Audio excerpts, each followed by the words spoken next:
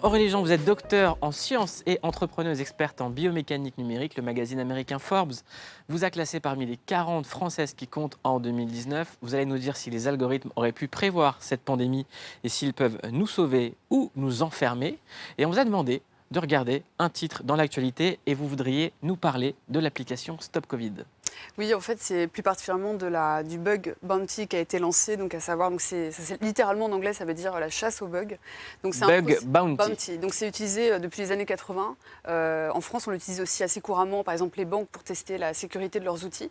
Donc l'idée, c'est d'aller proposer à des hackers, amateurs ou professionnels, d'aller tester une application, un outil, des algorithmes, pour justement essayer de le pirater et du coup de mettre en évidence les failles. Et pourquoi cette news-là? Parce que je la trouvais intéressante, parce que les gens ne connaissent pas le métier de hacker, et c'est un beau métier aussi. Et qu'on a tendance à croire que le hacker est forcément le mauvais hacker, pas éthique, et pas du tout. La majorité des hackers sont des bons hackers qui veulent juste mettre en évidence en fait, la faiblesse des outils et qui du coup vont permettre de mieux protéger les D'ailleurs, individus. Xavier Niel, qu'on avait reçu ici, fondateur de Free, revendique un passé de hacker. Oui, voilà, non, c'est quelque chose dont on est fier en général. Ouais, ouais. Il y a un mot qu'on entend partout, c'est algorithme. Est-ce que vous pouvez définir ce que c'est qu'un algorithme? Oui, alors un algorithme, c'est littéralement une séquence d'opérations à exécuter selon une certaine hiérarchie, avec une certaine logique, pour répondre à une question, résoudre un problème.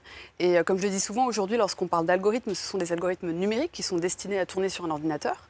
Mais en fait, l'algorithme est bien plus ancien, puisqu'en fait, le mot algorithme vient du nom latinisé algorithmie du mathématicien perse Al-Khwarizmi, dont vient aussi le mot algèbre, du 9e siècle de notre ère. Mais l'algorithme, la logique algorithmique, le raisonnement logique date aussi de l'époque d'Euclide, 3 siècles avant notre ère, avec entre autres son livre Les éléments.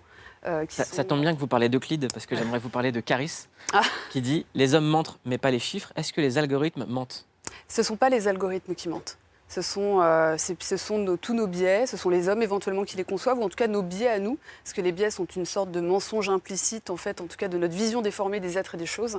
Donc les algorithmes ne mentent pas, ne sont pas responsables en tout cas des erreurs qu'on peut voir, non.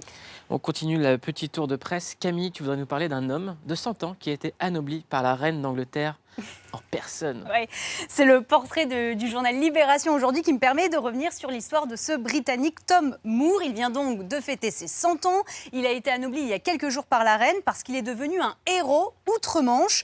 Parce que début avril, en plein confinement, sa famille le met à l'épreuve de faire 100 allers-retours avec son déambulateur le long des 25 mètres de sa terrasse.